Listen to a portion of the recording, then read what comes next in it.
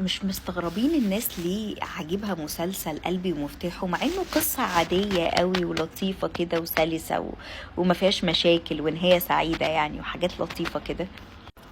يمكن زهقنا من الضرب والرزع والشتايم والألفاظ والصراعات المبالغ فيها والواد الحلوة بتاع الحتة الجامد اللي بيحب أحلى بنت في الحتة. يمكن زهقنا، يمكن انبهرنا في الاول بالفكره دي وبعد كده حسينا ايه ده مش احنا. الحاجات دي بعيده قوي عننا، ما بتحصلش، مش شبهنا.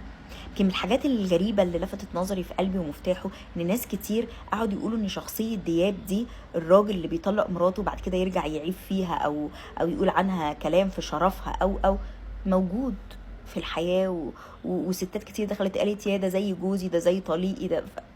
دي كانت بالنسبه لي حاجه غريبه، لما يعني ما توقعش ان راجل يعمل كده مع ست كان متجوزها في يوم، بس واضح انه موجود.